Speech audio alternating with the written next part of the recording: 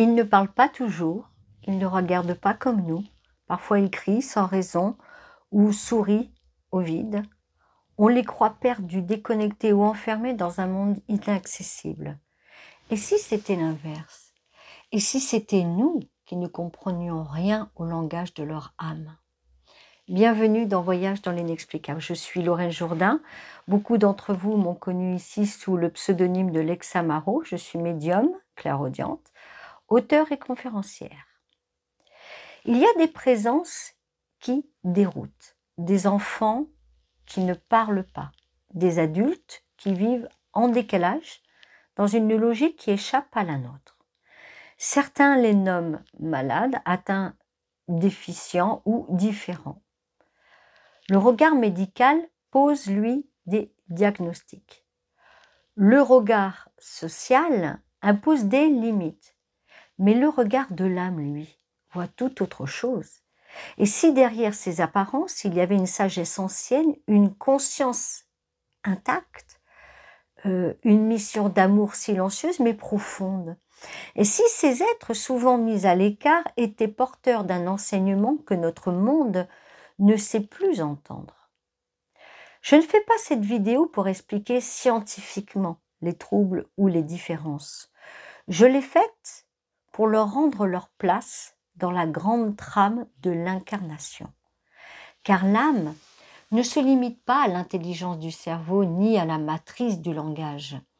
L'âme peut habiter un corps limité, un esprit chaotique et pourtant rayonner d'une lumière profonde. Cette vidéo est une invitation à écouter autrement, à regarder autrement, à aimer autrement. Peut-être que certains de ces êtres ne sont pas venus pour évoluer, mais pour nous faire évoluer. Et peut-être que leur silence est un appel à entendre plus grand. L'âme au-delà du corps, intacte, libre, consciente. Il y a ce que l'on voit et ce que l'on sent. Un corps qui ne bouge pas, un esprit qui vacille, des gestes désordonnés, des regards fuyants, des mots qui ne viennent jamais. Mais derrière cela, il y a l'âme, et l'âme, elle, ne vacille pas. Le corps peut être enfermé, ralenti, privé de certaines fonctions. Le mental peut être flou, fragmenté ou en décalage total, mais l'âme, elle reste intacte. Elle continue d'émettre, de vibrer, de ressentir. Elle entend même si les oreilles n'entendent plus. Elle comprend même si le langage ne passe pas. Elle perçoit même si les canaux habituels sont obstrués. L'âme ne se mesure pas à l'intelligence apparente. Elle ne dépend pas du QI, ni du vocabulaire, ni des capacités motrices. C'est une conscience plus vaste, plus ancienne, plus libre. Elle peut s'incarner dans un corps paralysé et rester totalement éveillée à l'intérieur. Elle peut vivre dans un être que l'on croit absent et pourtant tout voir, tout ressentir, tout comprendre à sa manière. Il faut apprendre à regarder autrement, à sentir autrement, à écouter ce que le corps ne dit pas, mais que l'âme murmure en silence.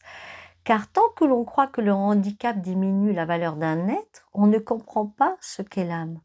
Et tant que l'on croit que la conscience dépend du cerveau, on passe à côté de la présence véritable. Il vient rappeler que toute âme est entière, quelles que soient ses limitations humaines, et que parfois, les âmes les plus lumineuses se cachent derrière des voiles que seul le cœur peut traverser. Pourquoi choisir une incarnation difficile? On croit souvent que ces vies sont subies, qu'elles tombent par malchance, injustice ou hasard cruel. Mais dans la vision de l'âme, rien n'est imposé. Tout est choisi, pas toujours avec facilité, mais avec lucidité. Avant de naître, chaque âme ressent ce qu'elle a besoin d'expérimenter. Elle voit les nœuds à défaire, les liens à réparer, les espaces à transformer. Elle choisit parfois une vie courte ou difficile, non pas comme une punition, mais plutôt comme un accélérateur de conscience. Prendre un corps limité ou un mental troublé peut être un acte d'amour extrême aussi. C'est aussi un moyen de faire évoluer les autres plus vite, de secouer les schémas, de briser les illusions. Ce que certains voient comme un fardeau, l'âme peut l'avoir accepté plutôt comme une mission. N'avez-vous jamais pensé à ça? Parce que certaines âmes viennent non pas pour elles-mêmes, parfois, mais pour ceux qui les entourent. Elles viennent basculer le confort, ouvrir les cœurs, faire tomber les masques, rappeler que l'amour n'est pas une récompense, mais un choix. Il y a des enfants qui viennent avec une différence, juste pour faire grandir un parent, un frère, ou même une lignée entière. Il y a des âmes qui acceptent de vivre dans un corps souffrant pour réparer quelque chose au niveau collectif. Ce ne sont pas des victimes, ce sont des guides silencieux, des passeurs d'ouverture, des éveilleurs masqués. Et si l'âme choisit parfois le difficile, c'est parce qu'elle sait que la lumière y circule autrement, plus nue, plus vraie. Autisme, une perception élargie. Ils regardent ailleurs ou ne regardent pas. Ils parlent peu ou d'une manière qui échappe à nos repères habituels. Mais ils ressentent tout. L'atmosphère d'une pièce, l'attention d'un silence, le poids d'une émotion qu'ils ne savent pas nommer, mais qu'ils absorbent dans tout leur être. Les personnes autistes ne sont pas coupées du monde. Elles sont connectées à un autre. Un monde plus subtil, plus pur, moins bavard, mais plus dense. Le bruit, la lumière, le contact physique peuvent les heurter, non parce qu'elles sont faibles, mais parce qu'elles sont déjà saturées par ce qu'elles perçoivent. Leur perception est élargie, non altérée. Ils entendent entre les mots, ils voient les intentions, ils sentent les vibrations comme d'autres sentent le vent. Ils ne cherchent pas à plaire, ils ne jouent pas non plus un rôle. Ils sont là, entiers, vrais, intérieurs, mais lucides.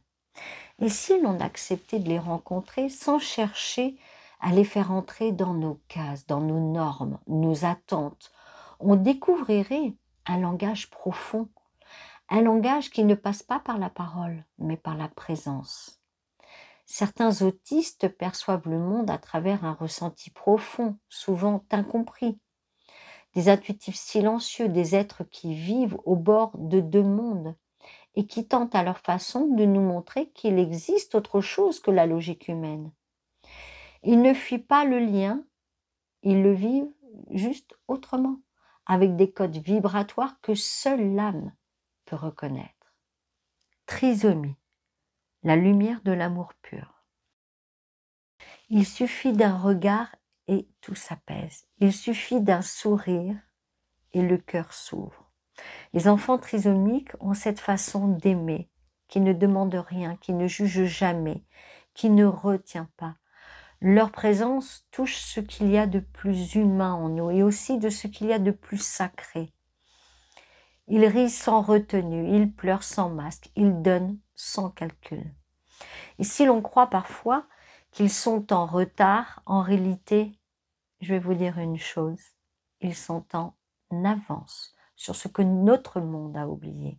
Ils n'ont pas besoin d'être performants ni conformes pour exister pleinement. Ils sont juste présents, vrais, entiers. Ce que beaucoup considèrent comme une faiblesse est en réalité une force vibratoire immense.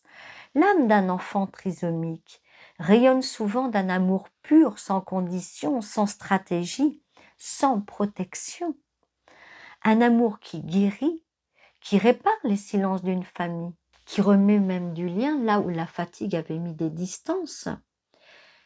Il nous rappelle que l'essentiel n'est pas dans les mots ni dans la réussite, mais dans la tendresse partagée, dans la simplicité du cœur. Ils n'ont pas choisi une vie facile, mais leur âme a choisi d'éclairer les autres par leur présence et par cette lumière qui ne s'éteint jamais.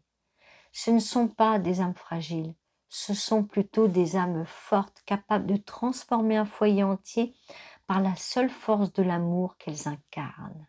Quand le silence parle pour l'âme. Il y a des mots qui ne viennent jamais, des phrases qui restent à l'intérieur, des pensées qui ne trouvent pas le chemin de la bouche. Mais cela ne veut pas dire qu'il n'y a rien. Au contraire, il y a parfois beaucoup plus. Certaines âmes ont choisi de ne pas parler avec la voix. Elles parlent autrement, par le silence, par le regard, par une énergie douce qui traverse sans prévenir. Il suffit d'être attentif et attentive, de ralentir, d'entrer dans un espace où l'on n'attend plus de réponse, mais où l'on se rend disponible à une autre forme de présence. Là, dans ce silence habité, quelque chose se passe. Un lien se crée, un langage né sans mots, sans logique, mais avec une justesse inexplicable. L'âme parle dans les gestes simples, dans les respirations irrégulières, dans l'intensité d'un regard qui semble tout dire sans rien formuler. Et parfois, ce que l'on ressent face à une personne silencieuse est plus fort, plus vrai que 1000 discours. Le silence, je l'ai déjà dit dans d'autres vidéos, n'est pas un vide. C'est une vibration. C'est un espace de transmission où l'âme s'exprime à sa manière. Dans ce silence, il y a la tendresse, de la conscience et souvent un appel discret à aimer plus profondément. Il ne s'agit pas de combler ce silence, mais de l'honorer, de l'écouter, de se relier sans chercher à le traduire. Car ce que l'âme transmet ainsi ne s'explique pas, ça se ressent et ça se transforme. Les grandes âmes dans de petits corps. On a tendance à croire que la sagesse s'acquiert avec les années, avec l'expérience ou même avec l'intelligence. Mais l'âme, elle, ne se mesure pas à cela. Il existe des êtres qui ne parleront jamais, qui ne marcheront jamais, qui ne comprendront jamais les choses comme nous. Et pourtant, leur âme est vaste, silencieuse, certes, mais immense. Alors, ils n'ont ni diplôme, ni autonomie, ni les signes extérieurs de ce que l'on appelle réussite, mais ils portent en eux une paix ancienne, une lumière douce, une sagesse désarmée qui touche sans rien démontrer. Leur regard n'a pas besoin de mots pour dire qu'ils savent. Ils savent autrement par l'intérieur, par ce lien mystérieux entre leur essence et que quelque chose de beaucoup plus grand. Ce que l'on voit comme une faiblesse peut être plutôt une protection, un choix délibéré de ne pas être pris dans le bruit du monde, un retrait qui permet d'écouter l'invisible et de vivre le plus proche de l'origine. Ce sont souvent ces âmes anciennes venues pour incarner l'humilité la plus pure. Elles ne cherchent pas à convaincre, elles n'ont pas besoin d'enseigner. Elles sont là comme une présence posée qui élève rien qu'en étant là. Les grandes âmes n'ont pas toujours les grands corps. Parfois, elles habitent des corps fragiles, des esprits troublés, des existences discrètes. Mais leur passage laisse une empreinte.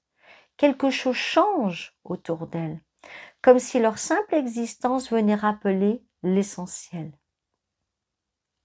Aimer, accueillir, respecter ce qui nous dépasse, sans chercher à le comprendre. Et se souvenir que l'âme ne crie jamais. Elle se reconnaît dans la profondeur du silence. Mission de l'âme, éveiller sans dire un mot. Il y a des âmes qui ne viennent pas pour apprendre, mais plutôt pour faire grandir les autres.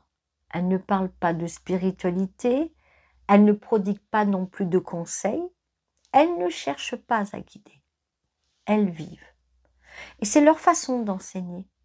Leur simple présence transforme l'espace. Elle oblige à ralentir, à s'ajuster, à revoir même ses priorités. Ces âmes forcent les proches à sortir du contrôle, à renoncer a l'efficacité à entrer dans un autre temps. Devinez lequel que c'est? Eh bien, c'est celui de l'écoute, de la patience, du regard qui se pose. Face à elle, on ne peut pas tricher, on ne peut pas aller plus vite, on ne peut pas fuir ce qu'elle réveille en nous. Elles bousculent les automatismes, elles secouent les masques, elles font remonter les émotions cachées. Et ce travail, elles le font sans le savoir, sans l'intention de bien faire. Elles le font parce qu'elles sont alignées avec leurs propres vibrations. Aimer un être différent, c'est apprendre à aimer sans condition. C'est lâcher les attentes, les projections, les besoins de retour. C'est entrer dans l'amour nu, sans forme, sans décor. Et c'est là que se joue l'éveil, pas dans les grandes leçons, mais dans l'épreuve du quotidien, de la fatigue qui oblige à lâcher, dans la tendresse qui surgit quand on ne sait plus quoi faire, sinon être là. Ces âmes sont venues pour nous ouvrir, nous attendrir, nous dépouiller de tout ce qui nous éloigne du vrai lien. Et parfois, elles repartent très vite. Mais elles laissent derrière elles un cœur plus grand et une conscience plus libre. Le contrat d'âme avec les parents. Il n'y a pas de hasard dans la rencontre entre une âme et sa famille. Pas d'erreur, pas de malchance, pas de tirage au sort. Il y a un accord ancien profond, parfois silencieux, mais toujours présent. Avant la naissance, l'âme voit, elle perçoit les possibles, elle ressent les résonances et elle choisit. Elle choisit un lieu, un contexte, des énergies. Elle choisit surtout des parents, parfois pour les aider à grandir, parfois pour réparer une mémoire, parfois simplement pour les aimer sans condition. Certaines âmes viennent avec une mission visible, d'autres viennent pour une transformation intime seulement perceptible par ceux qui traversent l'épreuve de près. Le lien qui unit un enfant en situation de handicap à ses parents est souvent très ancien. Il peut venir d'autres vies, d'autres rencontres, d'un attachement d'âme qui dépasse cette incarnation. Il peut aussi être un choix d'évolution fait ensemble dans les plans de l'avant-vie, comme une promesse silencieuse. Je viendrai te réveiller, je viendrai t'aider à aimer là où tu pensais ne plus savoir faire. L'arrivée d'un enfant différent change tout. Elle bouscule l'ordre établi. Elle oblige à redéfinir le sens de la famille, de la responsabilité, du don de soi. Mais elle ouvre aussi à des espaces intérieurs que rien d'autre n'aurait su éveiller. Ce lien entre l'âme de l'enfant et l'âme de ses parents ne se voit pas. Mais il traverse tout. Il donne la force de tenir. Il maintient l'amour quand tout vacille. Et même lorsque la fatigue prend le dessus, même lorsque l'incompréhension s'installe, l'âme sait. Elle se souvient de ce lien. Elle continue de l'honorer au-delà des mots, au-delà des gestes. Car ce n'est pas un lien de rôle ni de devoir. C'est un lien d'âme à âme, ancien, sacré et indestructible. Le regard des autres, l'épreuve de l'âme. Il y a le regard qui juge, le regard qui détourne, le regard qui évite, et puis il y a le regard qui interroge en silence, mal à l'aise face à ce qu'il ne comprend pas. Le handicap dérange, il vient casser les codes, il trouble les repères, il fait peur parce qu'il échappe à la maîtrise, à la normalité, à l'image. Beaucoup ne savent pas comment réagir, alors ils fuient, ou ils surprotègent, ou ils regardent de travers. Mais l'âme, elle, avait prévu cela. Elle savait que son passage sur terre serait scruté, jugé, parfois même rejeté. Et elle est venue quand même, parce qu'elle ne cherchait pas la reconnaissance, elle cherchait la vérité du lien, ce qui est très différent. Elle cherchait l'ouverture, même lente, même maladroite. Chaque fois que le regard change, que l'on cesse de voir une anomalie pour percevoir une présence, quelque chose s'élève. L'âme qui porte un handicap ne vient pas seulement vivre une présence intérieure. Elle vient aussi transformer le monde autour. Elle confronte la société à ses peurs, à ses limites et à ses jugements. Elle oblige à regarder plus loin que les apparences, sans sentir l'être au-delà de l'image. C'est une épreuve pour elle, mais aussi pour nous. Une épreuve d'humanité, une invitation à élargir le regard, à embrasser ce qui sort du cadre, car c'est souvent dans ces marges que réside l'essentiel, l'humain dépouillé, l'amour désarmé, la sagesse incarnée sous une forme inattendue, ce qu'il nous enseigne. Ils ne donnent pas de leçons, ils n'écrivent pas de livres, et ils ne montent pas sur des scènes, quoique, un peu plus maintenant, on les retrouve dans les cinémas, et pourtant, toutefois, ils enseignent par leur simple façon d'être, ils transforment les liens, ils nous décentrent, ils nous confrontent, ils nous ouvrent, ils nous apprennent la patience, la vraie, celle qui accepte de ne pas comprendre tout de suite, de ne pas contrôler, de ne pas exiger. Ils nous apprennent la présence, être là, entièrement, sans distraction, sans but. Ils nous apprennent l'acceptation, pas la résignation, mais l'accueil de ce qui est, même quand cela nous bouleverse, nous dépasse, nous déstabilise. Il nous oblige à revoir nos définitions du bonheur, de la réussite, de la normalité. Et surtout, ils nous apprennent à aimer sans condition, aimer sans retour, aimer sans comprendre, aimer parce que c'est là, parce que c'est vivant, parce que c'est tout ce qu'il reste quand tout le reste s'efface. Celui qui ne cherche pas à posséder, mais à élever. Celui qui transforme doucement tout ce qu'il touche sans bruit, sans preuve, sans logique. Ces êtres sont nos maîtres silencieux. Ils ne demandent rien, mais offrent tout. Et si l'on écoute bien ce qu'ils nous transmettent, ils ne parlent pas seulement d'eux, mais de nous, de ce que nous avons oublié, de ce que nous devons retrouver pour être humain, pour être âme. L'âme après la mort, quand le handicap disparaît.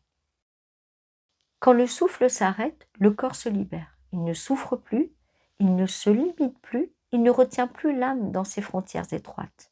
Le handicap tombe comme une vieille peau. Voilà, c'est ça. Je cherchais mes mots, mais c'est ça.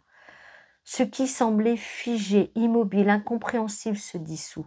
Et l'âme, dans sa forme pure, retrouve son amplitude, sa clarté, son mouvement naturel. Elle n'est plus contrainte par la lenteur d'un geste, par le silence d'une parole, par la lourdeur d'un corps. Elle redevient entière, mobile, légère. Mais elle n'oublie rien. Elle emporte avec elle l'amour qu'elle a reçu, l'amour même qu'elle a donné, même s'il n'a jamais été exprimé par des mots. Ce qu'elle a semé sur terre reste vivant, dans les cœurs, dans les liens, dans les mémoires. Et parfois, quand la mission n'est pas achevée, quand un lien doit se poursuivre, quand une présence est encore nécessaire, elle revient. Pas toujours dans la même forme, pas toujours même dans la même vie, mais elle retrouve ceux avec qui elle avait tissé un fil invisible. Car l'amour véritable ne disparaît pas. Il se transforme, il circule d'une vie à l'autre comme une note unique dans une symphonie plus vaste.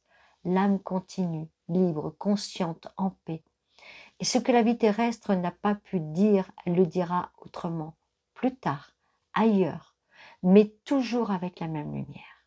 Et si c'était eux les plus proches de la vérité? On les regarde souvent, pour certains et certaines, avec pitié, avec gêne, avec cette impression qu'ils sont incomplets, en retrait, en marge de la vie. Mais si l'on inversait le regard juste un instant, juste un tout petit instant, et si ceux que l'on pense fragiles étaient en réalité des âmes puissantes, des âmes anciennes venues ici avec une conscience plus vaste que la nôtre. Et si ce que nous croyons être un handicap était une forme de dépouillement volontaire, une manière de vivre l'essentiel, sans distraction, sans artifice. Ils ne cherchent pas à réussir, ils ne cherchent pas à convaincre, ils ne cherchent même pas à être compris. Ils sont là entiers, présents, et dans le regard parfois flou, dans leur silence parfois long, se cache une vérité simple, presque insupportable pour nous. Nous courons après ce qu'ils n'ont jamais perdu, la pureté du lien, l'authenticité, la liberté d'être, le droit d'aimer sans attendre. Ils nous rappellent ce que nous avons oublié. Ils nous montrent ce que nous avons enfoui au plus profond. Et ils éveillent par leur simple existence une lumière que nous avons éteinte. Ce ne sont pas eux qui ont besoin de nous. Et je vais vous révéler une chose. C'est nous qui avons besoin de leur lumière. Pas pour les sauver, mais pour nous rappeler comment aimer, comment ralentir, comment ressentir, comment vivre avec le cœur plutôt qu'avec les apparences.